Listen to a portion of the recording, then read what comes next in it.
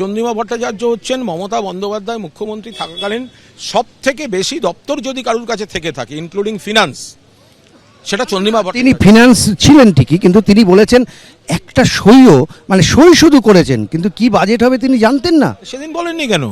আজকে যদি মনের দুঃখের কথাটা আজ বলছেন, যেদিন ওনার কাছে দপ্তরের সারি ছিল সেদিন দুঃখের কথাটা বলেননি কেন? যখন উনি মন্ত্রী ছিলেন তখন বললেন না কেন যে আমি জানতে পারছি না? এরপর টাইম থাকে।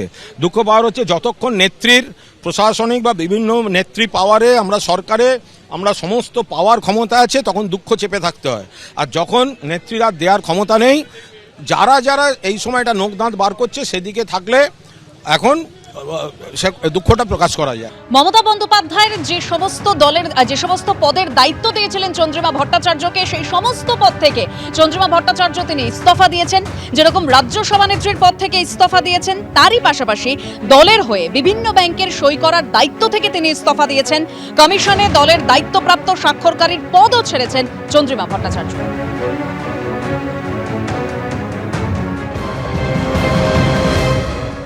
এখানে আমি উল্লেখ করেছি যে আমি স্টেট প্রেসিডেন্টের পদ থেকে এবং আর যতগুলো পদ আছে আমি আছি তার থেকে আমি রিজাইন করলাম, এবং তার সাথে আমি অনেকগুলো ব্যাংকের সিগনেটারি হিসেবে রয়েছি, অথরাইজ সিগনেটারি।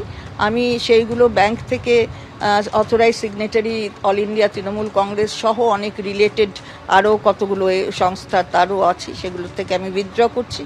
আমি মমতা বন্দ্যোপাধ্যায়, শ্রদ্ধেয়া মমতা বন্দ্যোপাধ্যায় তার কন্ট্যাক্ট পার্সন হিসাবে, অথরাইজড কন্ট্যাক্ট পার্সন হিসাবে ইলেকশন কমিশন অফ ইন্ডিয়ার সাথে আমি ছিলাম কন্ট্যাক্ট পার্সন হিসাবে অথরাইজ। সুতরাং সেখান থেকেও আমি নিজেকে উইথড্র করছি এবং আমি যথাযথ টাইমে বলে দেব ইলেকশন কমিশনকেও, সেটা আমি জানি। এত কঠোর সিদ্ধান্ত নিতে কি একটু মন ভার হচ্ছে? সেটা হচ্ছে, হয় কিছু হয়, জীবন চলার পথে অনেক কিছু হয়, বয়সও তো আমার অনেক হয়েছে, দেখছি অনেক ঘাত প্রতিঘাত মধ্যে দিয়েই তো আমরা এই জায়গায় আসি। সুতরাং ঠিক আছে, জীবনের পথে চলে, আমরাও চলবো। চলে গেল তার পেছনে হয়তো অনেক কারণ থাকতে পারে, আমি জানি না, কিন্তু যে কারণটা দেখানো হচ্ছে সেটা মমতাকে নিয়ে হয় না। মমতা এরকম আমাদের সঙ্গে অনেকবার ব্যবহার করেছে, আমি মমতাকে কেউ ছেড়ে যায়নি।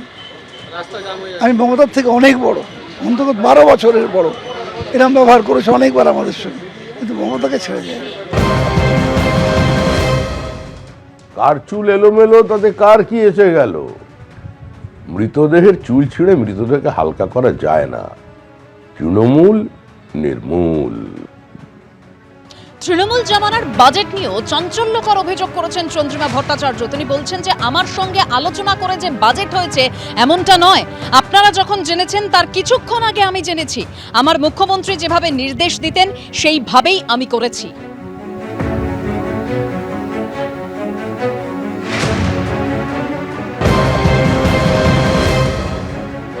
বাজেট আমি বলে দিই আপনাদের যে আমার সাথে খুব ডিসকাশন করে যে বাজেট তৈরি হয়েছে, কখনোই সেটা তৈরি হয়নি। আপনারা জনতা জেনেছে যখন, তার কয়েক ঘন্টা আগে আমি জেনেছি। আপনার দায়িত্ব আপনি সই করেছেন অথচ আপনাকে জানানো, তো আপনি আনুগত্য দেখিয়েছেন, তখন আনুগত্য তো বটেই, যে যাই হোক আনুগত্য তো দেখিয়েছি আমি। তো এটা ভয়ঙ্কর অভিযোগ, আনুগত্য প্রশ্নের মুখে বলে পদত্যাগ। আপনি এটা ভয়ঙ্কর তথ্য দিচ্ছেন, আপনি বাজেট জানেন না। ভয়ঙ্কর কেন? মাননীয় মুখ্যমন্ত্রী নিজেই বলেছেন, কারণ তিনি হয়তো শুনেছেন আধিকারিকদের থেকে, আপনাদের মনে আছে হয়তো, যে এটা চন্দ্রিমা বলো এরকম বাজেট হবে না। রাজ্যবাসী শুনে অবাক হবে যে অর্থমন্ত্রী জানেন না অথচ সই করছেন। আমলারা তৈরি করতেন, আপনি শুধু পাঠ করতেন। কে তৈরি করতো আমি জানি না, বলতে পারবো না। এটা হচ্ছে জানতেন না অথচ আপনি তারপরে সেই আনুগত্য দিয়ে সেই দায়িত্ব নিয়ে। সব কথা তো, যখন ওখানে একটা ওথ নিয়েছিলাম সিক্রেসি বজায় রাখার, সেই সিক্রেসিটা তো খানিকটা বজায় রাখতে হবে। সুতরাং মন্ত্রগুপ্তির জন্য আপনি বলেন? অবশ্যই আমাকে আমার মুখ্যমন্ত্রী যিনি ছিলেন তিনি যেভাবে নির্দেশ দেবেন সেটাই তো আমায় করতে হবে। সুতরাং সেটা আমি করেছি। না, আর কোনো নির্দেশ আসেনি। চন্দ্রিমা ভট্টাচার্য হচ্ছেন মমতা বন্দ্যোপাধ্যায় মুখ্যমন্ত্রী থাকাকালীন সবথেকে বেশি দপ্তর যদি কারুর কাছে থেকে থাকে ইনক্লুডিং ফিনান্স, সেটা চন্দ্রিমা ভট্টাচার্য। তিনি ফিনান্স ছিলেন ঠিকই, কিন্তু তিনি বলেছেন একটা সইও সই শুধু করেছেন, কিন্তু কি বাজেট হবে তিনি জানতেন না। সেদিন বলেননি কেন? আজকে যদি মনের দুঃখের কথাটা আজ বলছেন, যেদিন ওনার কাছে দপ্তরের সারি ছিল সেদিন দুঃখের কথাটা বলেননি কেন? যখন উনি মন্ত্রী ছিলেন তখন বললেন না কেন যে আমি জানতে পারছি না? টাইম থাকে। দুঃখ পাওয়ার হচ্ছে যতক্ষণ নেত্রীর প্রশাসনিক বা বিভিন্ন নেত্রী পাওয়ারে, আমরা সরকারে, আমরা সমস্ত পাওয়ার ক্ষমতা আছে, তখন দুঃখ চেপে থাকতে হয়। আর যখন নেত্রীর আর দেওয়ার ক্ষমতা নেই, যারা যারা এই সময়টা নোক দাঁত বার করছে সেদিকে থাকলে এখন সে দুঃখটা প্রকাশ করা যায়। যাওয়াটাই স্বাভাবিক। তৃণমূল কোনোদিনই কোনো রাজনৈতিক দল ছিল না। তৃণমূল হয়ে গিয়েছিল লুটেরাদের দল, নীতি ছিল দুর্নীতি। তৃণমূলের ভিত্তিই ছিল কাটমানি। দেখুন, আমদানি বন্ধ, 70-75-এর ভাগ নেই, 75-25-এর ভাগ নেই, সব শেষ। তখন দল ছেড়ে চলে যাচ্ছে। তৃণমূলের এখন একমাত্র জায়গা হচ্ছে মডার্ন ইসলামিক হিস্ট্রি সিলেবাসে। এর বাইরে আর তৃণমূলের অস্তিত্ব থাকবে না। চন্দ্রিমা ভট্টাচার্য তিনি বলছেন যে আমি নিজেকেই দায়ী মনে করছি, আমি নিজেই মনে করছি যে আমি ব্যর্থ। কি বলেছেন চন্দ্রিমা ভট্টাচার্য? শুনুন।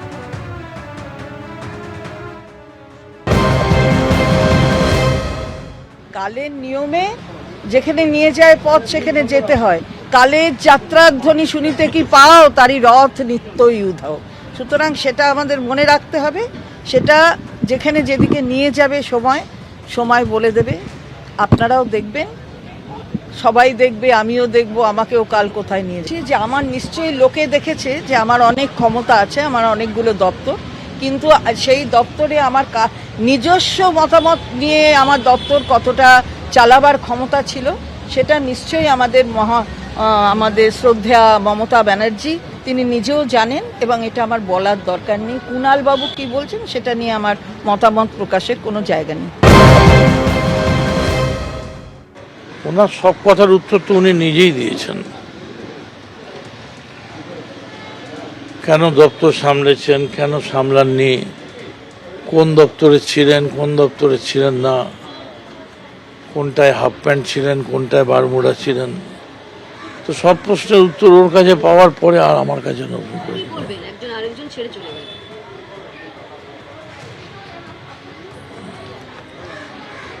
কবি বললেন, শুধু যাওয়া আসা, শুধু স্রোতে ভাষা।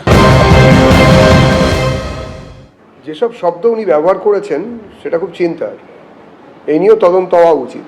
উনি বলেছেন উনি নাকি বাজেট পেশ করতেন, কিন্তু সেই বাজেট অন্য কেউ লিখে দিত, উনি শুধু সই করতেন। কে লিখে দিত? আইপ্যাক কে লিখে দিত? তাহলে সেখানে রাজ্যের সাধারণ মানুষের স্বার্থের থেকে যারা লিখে দিত তাদের স্বার্থই রক্ষিত হতো। আমার ধারণা সম্মাননীয় মুখ্যমন্ত্রী শ্রী শুভেন্দু অধিকারী এবং রাজ্য সরকারের অন্যান্য আমলারা, মন্ত্রীরা এই বিষয়টি দেখবেন এবং নিশ্চিতভাবে চন্দ্রিমা দেবীর এই কথার তদন্ত হওয়া উচিত। এবিপি আনন্দ, এগিয়ে থাকে, এগিয়ে রাখে।